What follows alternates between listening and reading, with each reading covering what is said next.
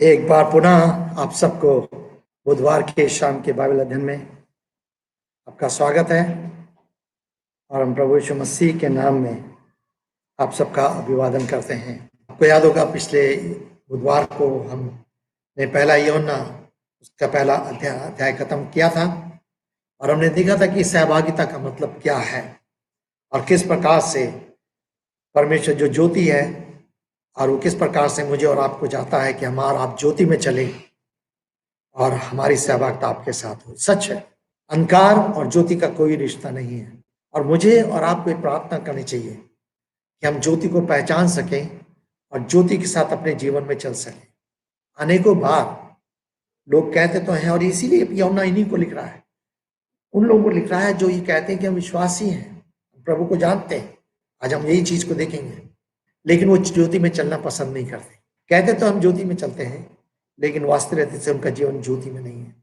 इसलिए प्रभु मेरी और आपकी सहायता करे और इसलिए वो कहता है यदि हम ऐसा कहते हैं तो हम अपने आप को धोखा देते हैं। हम परमेश्वर को धोखा नहीं दे सकते और हमें भयभीत होना है, गंभीर होना है, सीरियस होना है आत्मिक जीवन में। आज हम आगे बढ़ना चाहते हैं तो आज दूसरे अध्याय को देखना चाहते हैं और दूसरे अध्याय के पहले दो पद जो है वो पहले अध्याय के 9-10 पद के साथ ही जुड़े हुए हैं। यूहन्ना इस तरह से लिख रहा है, मैंने पिछली बार बताया, बार बता रहा हूं, ये विश्वासियों को लिखी गई पत्री है। वो विश्वासी जो नए जन्म का दावा करते हैं, वो विश्वासी जो अपने आप को प्रभु की संतान होने का दावा करते हैं, वो विश्वासी जो कहते हैं कि हम परमेश्वर का भय मानते हैं, परमेश्वर चलते हैं, चाहे आप सेवा में हैं, चाहे साधारण विश्वासी हैं, चाहे किसी प्रकार से हैं, लेकिन जो इस प्रकार साथ करते हैं, परमेश्वर उनसे मेरे और आपसे क्या अपेक्षा करता है। कहता यदि हम अपने पापों को मान लें तो वो हमारे पापों को क्षमा करने, सब अधर्म से शुद्ध करने में विश्वास योग्य। कंडीशन है, यदि हम मान लें, ऐसे नहीं क्षमा करते। प्रभु ने पूरे संसार के लिए क्रूस पर अपना खून बहाया है। परमेश्वर ने जगत से ऐसा प्रेम किया कि उसने अपना इकलौता पुत्र दे दिया, लेकिन कंडीशन क्या है, शर्त क्या है, ताकि जो कोई इस पर विश्वास कर ले। यह व्यक्तिगत विश्वास होना है, व्यक्तिगत समर्पण होना है, व्यक्तिगत रीत से प्रभु को जानना है। सो यदि व्यक्तिगत रीत से विश्वास किया, पश्चाताप किया, क्षमा मांगी, तो प्रभु आपको मुझे अनंत जीवन में लेने के तैयार है। और ठीक इसी तरह से वो आगे चल के कहता है, यदि हम कहते हैं कि हम अंधकार जो ज्योति के स्थान है, ज्योति में चलते हैं, यह है वो है और पाप है, तो कहता है पाप को मान लेना। कहता है यदि हम अपने पाप को माने और अगर नहीं माने तो क्या है, हमारे पाप क्षमा नहीं होंगे, हम उसी पाप के बोझ को लेकर के चलते चले जाएंगे। और उसके पाप के बोझ के कारण बहुत सारी चीजें जो आगे हम देखते हैं, इसीलिए वो आगे वर्णन करता है। अगर पाप का बोझ हमारे ऊपर रहेगा तो हमारे जीवन की स्थिति दशा क्या रहेगी। हमारे अंदर आज्ञाकारिता नहीं है होगी, हमारे अंदर प्रेम नहीं होगा, हमारे अंदर सच्चाई नहीं होगी, अंदर धार्मिकता नहीं। वो इसी की चीज को आगे वर्णन करता है। कहता यदि हम अपने पापों को मान लें तो हमें सब अधर्म से शुद्ध करने में विश्वास योग्य कंडीशन है।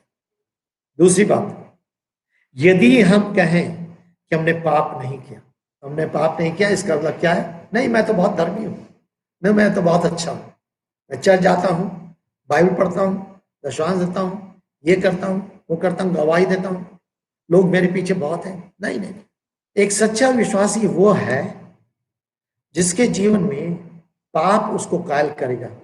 अगर पाप की कायलता उसके जीवन में नहीं है तो उसका हृदय सुन हो चुका है, उसका विवेक सुन हो चुका है, उस अच्छा और सच्चा विश्वासी नहीं है, वो अपने आप को धोखा दे रहा है।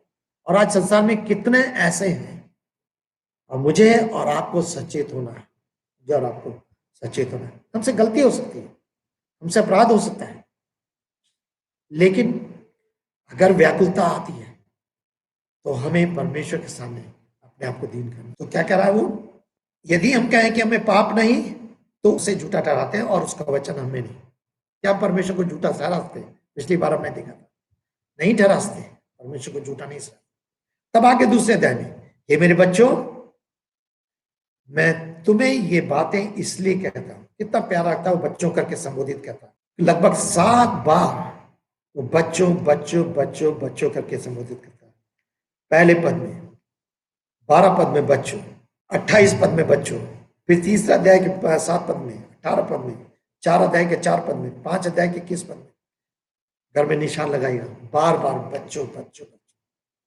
क्यों? सच है, वो बुजुर्ग है, वो बुजुर्ग है, उसकी आयु 90-95 की साल की हो चुकी है।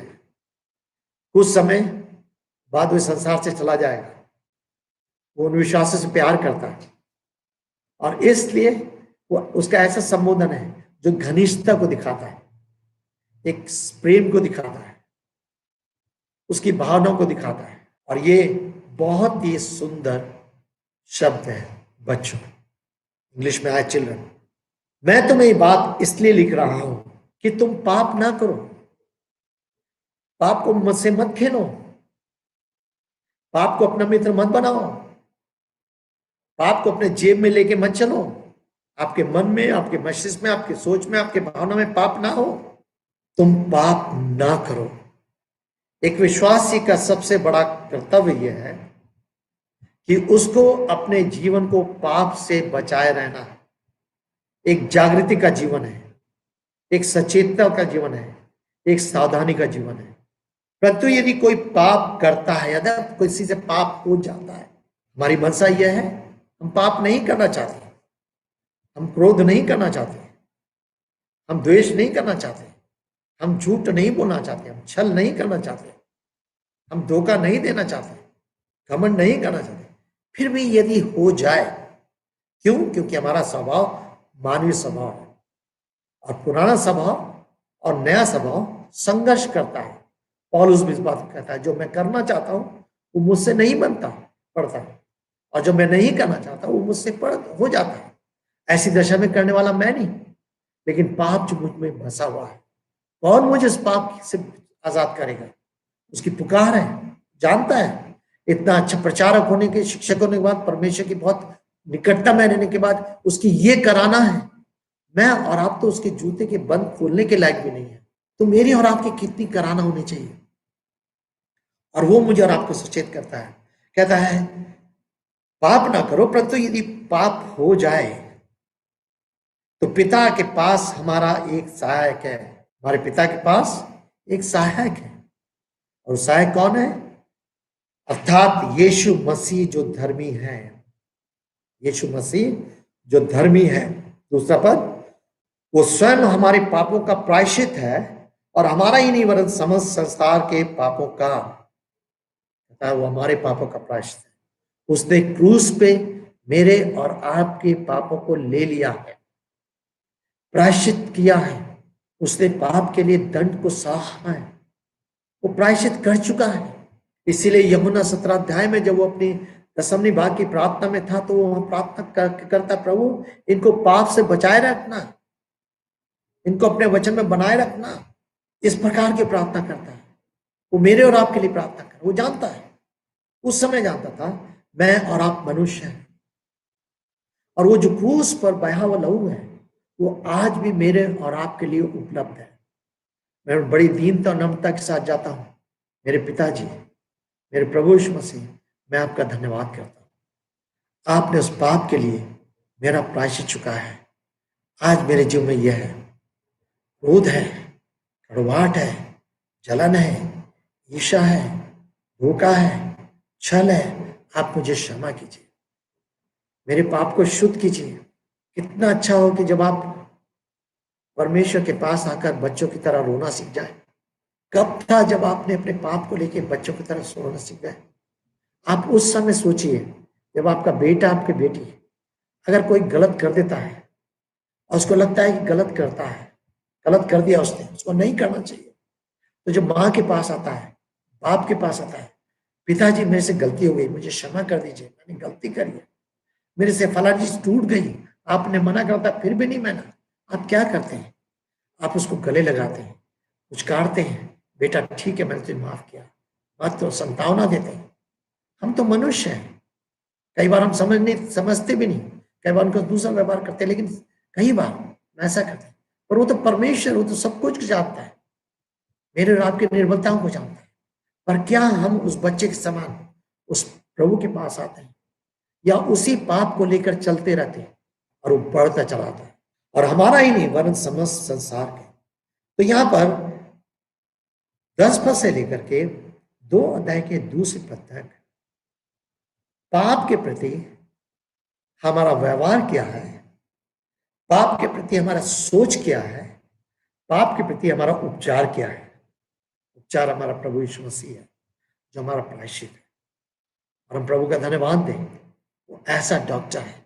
मैं आज भाइयों के साथ शेयर करा था, मैंने कुछ और लोगों के साथ भी आज शेयर करा। कल मैं बहुत व्याकुल था, परेशान था कुछ बातों का। रात में मैं उठा, मैंने परमेश्वर के वचन को खोला, मैं परमेश्वर धन्यवाद करूँ, यह शायद 30 से परमेश्वर ने मुझसे बातें की, और 30 अध्याय का 18 पद से प्रभु ने मुझे संतान दी। मैं प्रभु की स्तुति करता हूँ। मेरे को भी वचन की जरूरत पड़ती है, मुझे भी यीशु के पास जाना पड़ता है, और कोई इस दुनिया में हमारा नहीं है, कोई इस दुनिया में वो हमारा प्रायश्चित है। कितना बड़ा हमारे पास सौभाग्य है, कितना बड़ा हमारे लिए एक आशा है। संसार में विश्वास को छोड़कर और किसी पास नहीं है, तो क्यों हम मन को कठोर करें, क्यों ना प्रभु के पास है। तब आगे चल करके 3 बार एक शब्द को इस्तेमाल करता है, वो जो कहता है। चौथे पद में जो कहता है, छठे पद में जो कहता है, 9वें पद में जो कोई ये कहता है। क्या कहता है? तब तीसरे पद से शुरू करता है वो, यदि हम उसकी आज्ञाओं का पालन करते हैं तो इसी से हमें ज्ञात होता है कि हम उससे जान गए हैं। ये भी एक विषय है, हम कैसे बात को दर्शा सकते हैं कि हम उसको जान गए। शायद उससे अगले बार में मैं इसको और इसके व्याख्या में जाऊंगा, लेकिन आज कह रहा है यदि हम उसकी आज्ञा का पालन करते हैं। एक विश्वासी का जीवन आज्ञा पालन करने का वाला जीवन है। परमेश्वर को जानने के मुख्य सिद्धांत इन पदों में दिए गए हैं, जो 3 पद से लेकर के जिनको हम 11 पद तक में पाते हैं। परमेश्वर के जानने के सिद्धांत, क्या सिद्धांत है? यदि मैं दावा करता हूं कि मैं परमेश्वर को जान गया हूं, तो ये टेस्ट है, ये प्रिंसिपल है, इनको हमें समझना है। इसीलिए यूहन्ना का पत्री बहुत सुंदर पत्री है। मैं पिछली बार बोल चुका हूं कि यूहन्ना बुजुर्ग हो चुका था, उसके जीवन में बहुत सारे अनुभव आ चुके थे, कलीसिया स्थापित हो चुकी थी, सुसमाचार का प्रचार हो चुका था। इससे पहले जितने प्रेरित थे, जितने और थे, उनकी मृत्यु हो चुकी थी। जरूर उसको ट्रायल और टेस्ट में से होकर जाना पड़ा, जैसे मैंने एक बार कहा था, तेल की कढ़ाई में उसको जाना पड़ा, लेकिन वो अपनी वास्तविक मृत्यु में उसकी लगभग 95 एडी में मृत्यु हो चुकी थी। और उसने इतने साल तक विश्वासियों को, प्रभु के आत्मा कार्य को, प्रभु को देखा था, और इतना अधिक प्रेम उसके अंदर में था कि इस शिक्षा को दे रहा है कलीसिया के लिए। कारण था इसका, कह रहा है यदि हम उसकी आज्ञा को पालन करते हैं तो इससे ज्ञात होता है कि हम उसको जान गए। एक परमेश्वर को जानने वाला व्यक्ति अपने जीवन की परमेश्वर के प्रति आज्ञाकारिता को के द्वारा दर्शाएगा। हाँ, हो सकता है कि हमने उसको थोड़ा जाना और हम 100% उसको नहीं जान सकते, लेकिन एक दिन आएगा जब उसके सामने हम होंगे, जब हम उसके सामने उपस्थिति में जाएंगे, वो अपने आप को हमारे सामने प्रकट करेगा। पहला यूहन्ना उसके 3 अध्याय में जैसा वह है उसको हम देखेंगे, तो हम संपूर्णता से उसको जानेंगे, लेकिन धीरे धीरे उसको जानते चले जा रहे हैं। पर 10 साल पहले, 20 साल पहले, शायद 5 साल पहले जब आपने प्रभु को पाया था, और अब आप में क्या है, अगर आप उसको जान गए हैं तो कितना अधिक आपके जीवन में, मेरे जीवन में उसकी आज्ञाकारिता है। पाप के प्रति, धार्मिकता के प्रति, सच्चाई के प्रति कितनी अधिक आज्ञाकारिता है जीवन की व्यवहारिकता में। और ये सचमुच में ये एक निश्चयता दिलाता है इसको, ये एक नैतिक निश्चयता है जो मनुष्य को कहता है, जो कहता है मैं उसे जान गया हूं और उसकी आज्ञाओं का पालन नहीं करता तो झूठा है। पिछली बार भी हम देख रहे थे, झूठा है, झूठा है। अगर हम उसकी आज्ञा का पालन नहीं करते तो हम झूठे हैं। आज परमेश्वर आपसे क्या कहना चाहते हैं? थोड़ी देर के लिए अपने बारे में सोचिए। आज्ञाकारिता जो उसको प्रभु व्यक्तिगत प्रभु और उद्धारकर्ता करके स्वीकार करने के प्रति है। आज्ञाकारिता जो पश्चाताप करने के प्रति है। आज्ञाकारिता दिन प्रतिदिन सच्चाई के जीवन के साथ चलने की है। आज्ञाकारिता जो अपने जीवन के द्वारा अपने जीवन को प्रदर्शित करने के लिए है। और किसी ने कहा है कि आज्ञाकारिता प्लस विश्वास योग्यता जो है वो है सहभागिता। अगर हम आज्ञाकारिता के साथ विश्वास योग्यता के साथ जीवन व्यतीत करते हैं तब हम सहभागिता के अर्थ को समझ सकते हैं। अगर हम विश्वास योग्य नहीं है अपने आचरणों में, अपने कार्यों में, अपने व्यवहार में, तो हम कभी भी आज्ञाकारिता में नहीं पाए जाएंगे। और हमारे अंदर इच्छा होनी चाहिए, हम निर्बल हैं, चूक जाते हैं, पर परमेश्वर हमारी मनसा को देखता है, परमेश्वर हमारी चाहनाओं को देखता है, परमेश्वर हमारी इच्छा को देखता है। कितने इस बात में सच में जागरूक है। मैंने बच्चे का उदाहरण दिया, वो आता है पापा के पास, तो मम्मी मुझे माफ करिए, मैं नहीं चाहता था खिलौना मुझसे टूट जाए, लेकिन मुझसे टूट गया, हो गया, मैं सावधान रहना चाहता हूँ, मैं सावधान। मम्मी कहेगी बेटा परेशान मत। लेकिन अगर रोज खिलौना तोड़े, रोज आके कर रहे ऐसी, तो क्या होगा? मम्मी 2 चापट लगाई। रोज रोज कहती है, रोज रोज ये काम करती है, तो बड़ी तब मम्मी पापा का व्यवहार दूसरा होगा। लेकिन अगर मम्मी जानती है कि इससे गलती हुई है, इसके अंदर दुख है, खेद है, ये अपने इसके जीवन में मैं परिवर्तन देख रही हूँ, तो उनका व्यवहार दूसरा होता है। परमेश्वर मेरे और आपके साथ परमेश्वर अवसर देता है। तो यह है, मैं उसको जान गया हूं और उसकी आज्ञा का पालन नहीं करता तो झूठा है। और वो सत्य कौन है? यीशु मसीह सत्य है। हमने यीशु को स्वीकार करा, कहीं कोने में हृदय में बैठा दिया, तो बैठा रहे।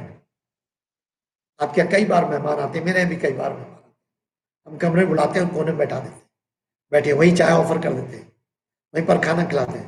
हमारा डाइनिंग हॉल कहीं है, ड्राइंग रूम कहीं। और मैं अक्सर उदाहरण देता हूँ, मैंने बहुत पहले प्रभु ने मुझे मौका दिया था, MSS ने उस किताब को छापा था, डॉक्टर बिली ग्राम की किताब, छोटी सी बुकलेट थी, उसका अनुवाद किया था। और उसमें वो इस बात को बोलते थे कि मान लीजिए एक मेहमान आपके घर में आता है, आप उसको बुलाते हैं और आप उसको ड्राइंग रूम में बैठा देते हैं। ड्राइंग रूम अलग है, तब उसके धीरे से आप उसको अपने डाइनिंग रूम में, खाने के कमरे में आते हैं, भोजन परोसा जाता है, आप उसमें बैठा देते। वो कहता है अरे आपका रूम का, आपका कमरा का है? नहीं भैया ब्रदर यहीं बैठिए, कोई बात नहीं ब्रदर सिस्टर यहीं बैठिए। क्यों? शायद आपके कमरे में अगर वो चले जाएंगे तो आप कुछ और चीजें देख लेंगे, शायद दारू की बोतल देख लेंगे, शायद कोई किताबें देख लेंगे। तो हम मेहमान को वहीं बैठा के बहुत अच्छा खिला पिला विदा कर देते हैं। क्या हमारे मेहमान वो पूरे हमारे घर में आए? हम यीशु के साथ भी ऐसी करते हैं, कोने में बैठा देते हैं। गुरु जी बैठिए, प्रभु जी बैठिए, मैं आपकी सेवा करूंगा, मैं चाय पिलाऊंगा, मैं ये करूंगा, मैं वो करूंगा। प्रभु के हृदय में पूरा आने दीजिए। जब हमारे हृदय में वो जीवन धीरे धीरे बढ़ता चला जाता है। मैं अक्सर लोगों को इनकरेज करता हूँ प्रेमलाल का दिल पढ़ने के लिए पुस्तक, बहुत छोटी बुकलेट है, पर जरूर पढ़िए, बार बार पढ़िए। जब परमेश्वर का पवित्र आत्मा आता, हम बच्चों को देते हैं, बड़ों को देते हैं, बाहर निकलती है झूठ, छोका, छल, लालच, कड़वाहट, उस निकल जाता है। ये है। और तब हम देखते हैं, कहता है उसमें सच, तो कहता हूं क्या कह रहा है 5वें पद में, परंतु जो वचन का पालन करता है उसमें सत्य नहीं, परंतु जो वचन का पालन करता है, जो आज्ञाकारिता में है, जो आज्ञा, उसमें सच में परमेश्वर का प्रेम सिद्ध हो चुका है। इसी से हम जानते हैं कि हम उसमें हैं। इसी से हम जानते हैं, किससे? हमारे कार्यों के फलों के द्वारा, हमारे जीवन के द्वारा। वो कह रहा है जो वचन का पालन करता है। मैं जन्म से क्रिश्चियन हूं, अरे इस मसीह घर में पैदा हुआ था मैं, मेरे बाप दादा तो फलाने थे फलाने थे फलाने। नहीं, क्या आज आप वचन का पालन कर रहे हैं? अरे 5 साल पहले मैं बहुत वचन का पालन किया, अभी क्या करूं, मजबूर हूं, कहीं ये परिस्थिति, कहीं परिस्थिति, क्या करूं, हो जाता है। कभी कभी हो जाता है, नहीं कभी नहीं होता। रोज प्रभु का अनुग्रह मांगे, रोज प्रभु से सहायता मांगे, गड़बड़ होता प्रभु के पास जाइए, प्रभु से क्षमा मांगे। तो वो कह रहा है कि उसमें परमेश्वर का प्रेम सिद्ध हो चुका, हमारा परमेश्वर सिद्ध है, हो चुका है, इसी से हम उसको, तो हमारा जीवन परमेश्वर को प्रेम को दिखाने वाला। तो पहली बात आज्ञाकारिता है। जो कहता है मैं उसमें बना रहता हूं, वो स्वयं भी वैसे ही चले जैसा कि वो चलता था। कौन चलता था? यीशु मसीह चलता था। यीशु मसीह का जीवन बार बार कहते हैं सुसमाचार का यीशु मसीह का जीवन, और इसलिए प्रेरित काम उसका दूसरा अध्याय 22, 23, 24 पद को बार बार हम दबाते। उसने अपने जीवन के द्वारा अपने आप को प्रदर्शित किया, अपने कार्य के द्वारा, चिन्हों के द्वारा, सामर्थ्य के द्वारा, अपने सेवा के द्वारा, अपने शिक्षक द्वारा उसने अपने आप को प्रदर्शित किया। उसका जीवन हमने देखा। यूहन्ना इसलिए कहता है हमने उसको देखा, हमने उसको सुना, हमने उसको चखा, हमने उसको अनुभव किया। उसी का हम प्रचार करते हैं, उसी के हम साक्षी देते हैं, उसी का वर्णन करते हैं। यह पतरस ने भी यही प्रचार किया, कहता है कि वो यीशु के समान चले, और हम पूछते चले आते हैं, देखते चले आते हैं, वचन हमारे जीवन कार्य करता चले। अगर मेरे प्रिय भाई बहनों आपके जीवन में परमेश्वर के वचन का स्थान नहीं, क्योंकि एक दिन मुझे और आपको वचन के सामने खड़ा होना पड़ेगा। यूहन्ना साफ कहता है अपने सुसमाचार कि उसके वचन के द्वारा जो उसने कहे हैं हमारा न्याय होगा। सो वचन को हमें सम्मान देना है, यीशु मसीह साथ चलना है। तब आगे चल के 7वें पद से लेकर के, अब 7वें पद से लेकर के आगे पद तक वो हम दूसरी बात को कहता है। पहले आज्ञाकारिता है, अब प्रेम है। प्रियो, मैं तुम्हें कोई नई आज्ञा नहीं लिख रहा हूं, परंतु वही पुरानी आज्ञा जो आरंभ से ही तुम्हें मिली है। ये पुरानी आज्ञा वही वचन है जो तुम सुन चुके हो, फिर भी मैं तुम्हें एक नई आज्ञा लिख रहा हूं। पुरानी आज्ञा है, क्यों कह रहा नई आज्ञा? वो कहना चाह रहा है कि नई रीति से मैं तुम्हारे पास पुनः इसको पहुंचाना चाह रहा हूं। इसको समझो, इसको जानो। और क्या लिख रहा हूं?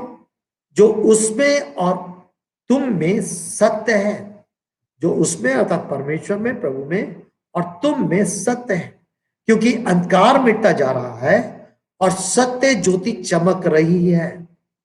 अगर परमेश्वर का वचन तुम में अंदर है, और आज्ञा मैंने तुम्हें दी है, अभी उस आज्ञा को फिर दूसरी तरह से उसको वर्णन कर रहा है।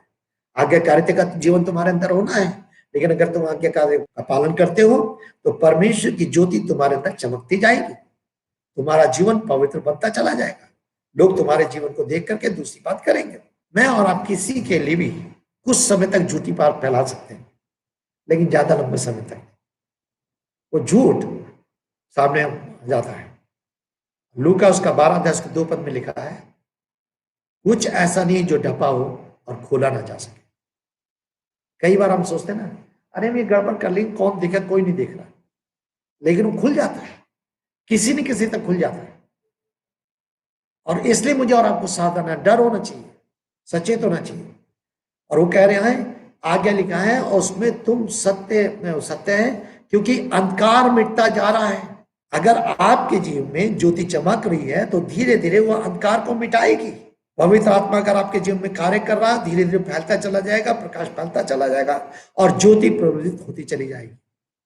वही मैंने प्रेमलाल के दिल की कहानी अभी आपको बताई है, उसमें इसी तरह का कोई चित्रण दिया गया है। कह रहा है सत्य ज्योति चमकती, सत्य ज्योति, ज्योति नहीं लेकिन ज्योति वो जो सत्य है, मसीह की ज्योति है, यीशु की ज्योति है, वो चमकती है। तब आगे कहता है 9वें पद में, जो कोई कहता है कि मैं ज्योति में हूं फिर भी अपने भाई से घृणा करता है, वो अब तक अंधकार में है। जो कोई अपने भाई से प्रेम करता है वो ज्योति में बना रहता है और उसमें कोई ठोकर का कारण नहीं होता। अब ये एक बहुत अच्छा विषय प्रेम का। और मैंने कहा था दूसरी बात प्रेम है। अगर आप ज्योति में चल रहे हैं तो ज्योति आपको चमकाएगी, आपको सारे स्पष्ट करेगी और उसके बाद अंधकार मिटता चला जाएगा। और तो कह रहा है कि जो कोई अपने भाई से प्रेम करता है वो ज्योति में बना रहता है और उसमें ठोकर नहीं खाता। लेकिन उसे कहता है कि जो कोई कहता है कि मैं ज्योति में हूं फिर भी अपने भाई से घृणा करता है। क्या मतलब है? घृणा नहीं आनी चाहिए। प्रभु यीशु मसीह परमेश्वर पाप से घृणा करता है। घृणा हेट, हमें गंदगी से, पाप से, बुराई से घृणा करनी। यही सबसे बड़ी फर्क है परमेश्वर के वचन में, संसार की थ्योरी में और बाइबल की थ्योरी में। संसार की थ्योरी पापियों से लोगों ने घृणा की, लेकिन परमेश्वर ने पाप से घृणा की। उसका अंत तक ये जोर रहा कि पापी किसी रीति से सुधर जाए। अगर हम पापी से, किसी ऐसे व्यक्ति से घृणा करेंगे तो हम प्रेम के साथ उसको नहीं सुधार पाएंगे, नहीं संवार पाएंगे, नहीं ला पाएंगे। इसीलिए बाइबल में कहता है, पौलुस इफिसियों में लिखते हैं उसके 4 अध्याय 15 में, प्रेम में सच्चाई के साथ चलते रहो। प्रेम का मतलब यह नहीं कि हम गलत हो, झूठ हो, चोरी हो, हाँ हाँ भाई मैं आपसे प्रेम करता हूं, मैं आपको सही बात ना बताऊं। नहीं नहीं नहीं, प्रेम सामना भी करता है। प्रेम सत्य को सत्य, झूठ को झूठ ठहराता है, और वो सच्चा प्रेम है। अगर मैं प्रेम में होकर के समझौता करता हूं अंधकार से, तो वहां ज्योति नहीं है। और इसलिए समझना, क्या मतलब है, मेरे व्यवहार में घृणा नहीं आनी है, हेट नहीं होना। अब मैं उसको देख नहीं सकता, जहां मैंने उसको देखा मेरे प्रति एकदम मेरे अंदर रिएक्शन हो जाता है, कहा यह आ गया। नहीं नहीं नहीं, ऐसा नहीं। फिर भी मुझे और आपको उसके लिए कोशिश करनी चाहिए, वो प्रयास करना है, सब कुछ करना है। लेकिन वो कह रहा है, तो कह रहा है कि अंधकार में जो कोई अपने भाई से प्रेम करता है वो ज्योति में बना रहता है, और उसमें कोई ठोकर का कारण नहीं है, उसमें कोई ठोकर का कारण। सबसे पहली बात, जितना अधिक मैं परमेश्वर के प्रेम में बना रहता हूं, जितना अधिक परमेश्वर के वचन को समझता हूं, जानता हूं, जितना अधिक परमेश्वर के वचन की सच्चाई से मैं उसके जीवन उसको अपने जीवन में लेता हूं, उतारता हूं, क्योंकि परमेश्वर का वचन ही तो मेरे अंदर ज्योति प्रदान करता है। क्योंकि परमेश्वर का वचन ही तो मुझे मेरे और आपके अंदर स्वभाव और जीवन को परिवर्तित करता है। परमेश्वर का वचन ही तो मुझे अंधकार से निकालता है। और वो कहता है जितना जितना अधिक, उतना अधिक अंधकार में से दूर होता चला जाता है। और जब अंधकार दूर होता है तो मैं परमेश्वर के वचन को समझता हूं, परमेश्वर के वचन के कार्य करने के तरीकों को समझता हूं, परमेश्वर के वचन के अनुसार लोगों से व्यवहार करना सीखता हूं, लोगों को प्रेम करना सीखता हूं। मुझे कानून को क्षमन करना है, कानून को उभारना है, कानून को चिताना है। प्रेम में चेतावनी भी है, प्रेम में तंबी भी है, प्रेम में शिक्षा भी है, प्रेम में सहना भी है, प्रेम में चिंता भी करना है, प्रेम में आवश्यकताओं को भी देखना है। अभी हमने अपनी बहन दीपा के पति के लिए प्रार्थना की, राकेश के लिए। जब से उस बहन ने हमसे शेयर किया, तब से हमारा दिल बोझिल है। एक और भाई मेरे साथ थे उस दिन जब वो लोग आए थे, हमारे कलीसिया के एक एल्डर है, वो भी साथ में थे। हमने साथ मिलकर उनके लिए प्रार्थना करी, और हमने बात को देखा, सच है। क्यों? उनके दुख में उनके दुख के साथ खड़े होंगे, ताकि वो भाई भी प्रभु में आ सके। कितने हमारी बहनें हैं जिन्हें विश्वास करते हैं, उनके पति ने अभी तक प्रभु को नहीं पाया। हम उनसे अभी प्रेम करते हैं, प्रार्थना करते हैं प्रभु में आ जाए, ताकि परिवार में और अधिक सुख और शांति पाई जाए। प्रेम, सच्ची बात यह है कि मनुष्य को पाप से बचाता है। परमेश्वर ने मुझे और आपसे कैसा प्रेम किया, उसका प्रेम क्रूस पर बलिदान होना पाप से बचाने के लिए था। हमने पहले होकर उससे प्रेम नहीं किया, उसने पहले होकर हमसे प्रेम किया। जब हम पापी थे, ठीक समय पर मसीह हमारे लिए मरा और उसने हमें बचा लिया। और मेरे प्रियो, एक सच्चा प्रेम हमें अपने विश्वासी भाइयों को और अधिक पवित्र जीवन में आगे बढ़ाता है, उनकी चिंता करता है, उनकी सुधि लेता है, उनकी शिक्षा देता है, उनकी सहायता करने तैयार होता है, उनका अपने अपने सुख और दुख में उसमें सहभागी करता है, सहभागिता में सहभागी करता है। इसका मतलब ये नहीं कि प्रेम में अनुशासन नहीं है, प्रेम में अनुशासन है। इब्रानियों उसका 12 अध्याय आप कहता है, प्रेम के बारे में वर्णन करता है, पर वो आगे चल के कहता है यदि जिसको परमेश्वर प्रेम करता है उससे परमेश्वर ताड़ना भी देता है, और यदि तुम ऐसा नहीं करते तो तुम विचार की संतान।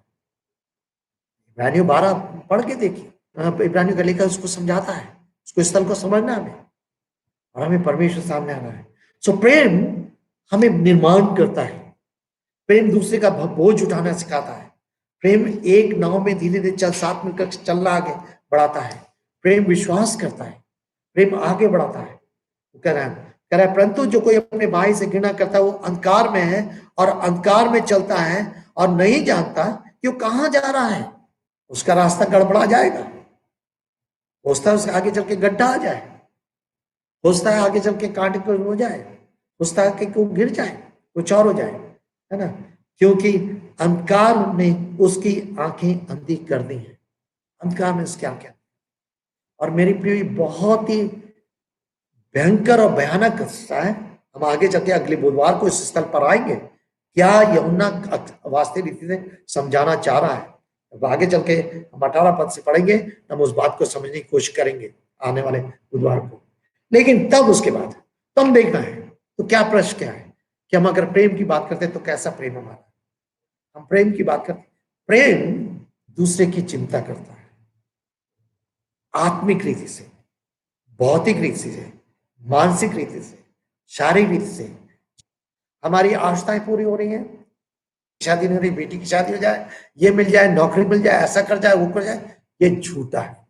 कितने लोग केवल इसी की खोज में रहते हैं। और आज बहुत सारी कलीसियाओं में लोग इसी, कहीं थोड़ी सतावनी आ गए तो भाग जाते हैं। पहले आपका प्रेम परमेश्वर के प्रेम के प्रति दृढ़ होना चाहिए। चाहे कुछ भी हो, हम परमेश्वर की संगति में, परमेश्वर की सच्चाई में, परमेश्वर के जीवन में हम रहेंगे, उसके साथ रहेंगे। वो हमें परिवर्तित करे, वो हमें प्रकाश देगा, वो प्रकाश जो हम प्रकाश में चलना सिखाए। तब आगे चल के पिछली बार हमने देखा था 12 पद से लेकर 17 पद तक बहुत सारी बातों को देखा था, और खास तौर से हमने 8 बातों को देखा था। तेरा क्यों वो लिख रहा है, बच्चों को क्यों लिख रहा है, पितरों को क्यों लिख रहा है, बड़ों को क्यों लिख रहा है, युवाओं को क्यों लिख रहा है, और बार बार वो पढ़ा क्या है। पिछली बार हम इस पर अध्ययन कर चुके हैं, लेकिन मैं जल्दी से पढ़ूंगा उसको। मैं तुम्हें इसलिए लिख रहा हूं क्योंकि तुम्हारे पाप उसके नाम के कारण क्षमा हुए हैं, तुम विश्वासी बने हो, तुम एक सहभागिता में शामिल हुए हो, तुम एक परिवार में शामिल हो, तुम परमेश्वर के राज के वारिस हो, परमेश्वर के परिवार में शामिल हो, परमेश्वर की कलीसिया में शामिल हो, तुम्हारे अपराध क्षमा हुए हैं। इसलिए बच्चों में तुम्हें लिख रहा हूं। अब तुम उस कलीसिया में हो गए हो, अब तुम उस परिवार में हो गए हो, अब तुम परमेश्वर की संगति में आ गए हो, परमेश्वर के लोगों की सहभागिता में आ गए। तो मैं लिख रहा हूं कि ताकि तुम उन चीज को समझ सको। परमेश्वर तुम्हारे पाप क्षमा किए, तुम अब इसमें आ गए हो, लेकिन तुम्हें कुछ और करना है और आगे बढ़ना है। ये पितरों, मैं तुम्हें इसलिए लिख रहा हूं क्योंकि तुम उसको जानते हो जो आदि से है। कौन आदि से? परमेश्वर अनंत है, परमेश्वर आदि से है। उसी ने मेरे और आपकी सृष्टि की है, उसी ने मेरे और आपके अंदर श्वास फूका है, अपने स्वरूप में बनाया। पाप करा मनुष्य ने, तब भी उसने अपने प्रेम में होकर हमारे नंगेपन को ढांपा और हमें एक बहुत बड़ी प्रतिज्ञा दे दी, जो हम देखते हैं उत्पत्ति 3 अध्याय के 15 पद में और 3 अध्याय 20 21 22 पद में। कितना बड़ा काम उसने मेरे करा, ये करा, हम उसे जानते हैं। मैं इसलिए लिख रहा हूं क्योंकि तुमने उस दुष्ट पर विजय पाई है। कौन दुष्ट? युवकों, जवानों, उस दुष्ट पर जो तुम्हें पाप में गिरा सकता था, तुम्हें विनाश में पहुंचा सकता था। और मेरे प्रियो, अभी भी मुझे और आपको सचेत रहना है। वो दुष्ट कई तरह से हमारे पर हत्या डालता है, और हम कई बार पहचानने नहीं चाहते, कई बार पहचान नहीं पाते। चाहे हमारा घमंड हो, चाहे हमारे अंदर हमारी आंखें बंद हो, चाहे हमारे अंदर कुछ और हो, कई बार पहचान नहीं पाते। क्या होता है? वो धीरे धीरे धीरे जाल में फंसाता है और फिर हमें गिरा देता है। लिख रहा है, और इसलिए वो युवकों को लिख रहा है, क्योंकि तुमने उस दुष्ट पर, क्योंकि उसके सामने हर एक आयु के लोग थे, वो सच में अपनी आयु में दादा परदादा के समान थे। तो एक दादा अपने बेटों को, अपने बेटे के बेटों को इस तरह से वो लिख रहा है। सोच, इस तरह का लेखनी है ये, जो हमारे यौना दादा है, इस तरह से लिख रहे हैं। तभी वो देख रहे हैं, उसके पास अनुभव है, उसके पास ज्ञान है, उसने संसार को देखा है, उसने विश्वासी को देखा है, उसने लोगों को देखा है, कलीसिया को बढ़ते हुए देखा है, कलीसिया की परीक्षाओं को देखा है, कलीसिया की समस्याओं को देखा है, कलीसिया के संघर्षों को देखा है, विश्वासी उतार चढ़ाव को देखा है। ये सब कुछ उसने अनुभव किया है। अब इससे पहले कि उसकी आंखें बंद हो जाए, वो इस कलीसिया के लोगों को, विश्वासियों को, जो इतर बितर कई जगह रह रहे हैं, उनको किस प्रकार से लिख रहा है। और तब कहता है, पितरों, मैंने तुम्हें इसलिए लिखा है क्योंकि तुम उसको जानते हो जो आदि से है। परमेश्वर का वचन तुम में बना रहता है। तुम बलवान हो जाओ। वचन बना है और बना है। बिना वचन के बने रहने के द्वारा तुम बलवान नहीं बन सकते। मैं बार बार कहता हूं, या तो परमेश्वर का वचन तुमको पाप से अलग रखेगा, या पाप तुमको परमेश्वर के वचन। लेकिन वचन जीवन को परिवर्तन करता है, वचन स्वभाव को परिवर्तन करता है, वचन इच्छाओं को परिवर्तन करता है, वचन पाप से हमें विजय दिलाता है, हमारे शरीर को परिवर्तन करता है। मनुष्य का जीवन वचन के द्वारा परिवर्तित, परमेश्वर का वचन तुम्हें बनाता है। तुमने उस दुष्ट पर विजय पाई है। संसार से प्रेम न करो और ना उन वस्तुओं से जो संसार में है। यदि कोई संसार में प्रेम करता है, उसमें पिता का प्रेम नहीं। अगर संसार से प्रेम है तो आपके अंदर पिता का प्रेम नहीं होगा। अगर आपके अंदर पिता का प्रेम नहीं है तो आपके अंदर सह विश्वासियों के अंदर प्रेम नहीं। और फिर वहां आपके अंदर स्वार्थी प्रेम होगा। ये लिंक है, ये सच कहना चाहिए, ये सिद्धांत है परमेश्वर के वचन का। इसलिए मैंने कहा परमेश्वर को जानने का मुख्य सिद्धांत, ये सिद्धांत है। कह रहा है संसार से प्रेम ना करो, ना उन वस्तुओं से जो संसार में है। अब जब संसार की बात करते हैं तो जगत और संसार, लेकिन इंग्लिश में एक ही शब्द आया वर्ल्ड। तो परमेश्वर कहता है मैंने संसार से प्रेम किया है, जगत से प्रेम किया है। एक को कहता है तुम संसार से प्रेम ना करो। तो क्या मतलब है?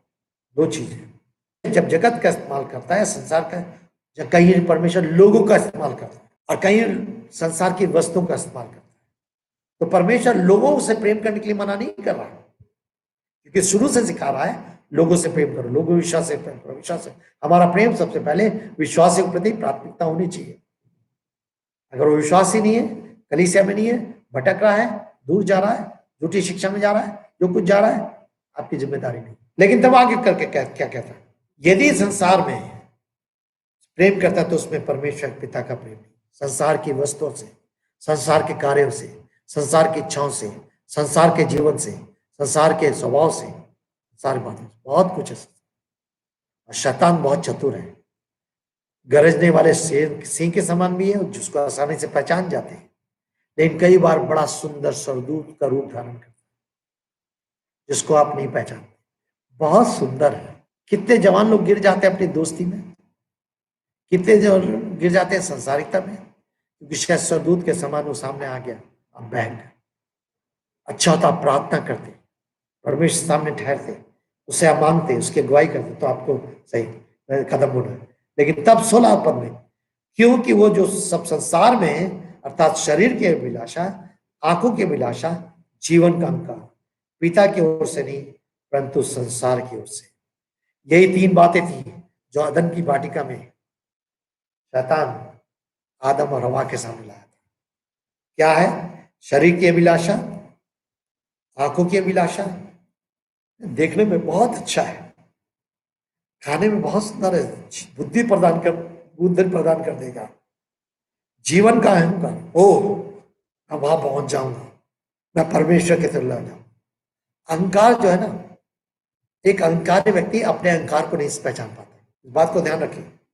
एक अहंकारी व्यक्ति, एक घमंडी व्यक्ति कभी भी अपने अहंकार को नहीं पहचान पाता। उसको दूसरे से सुनने के लिए तैयार है और सोचने के लिए तैयार है।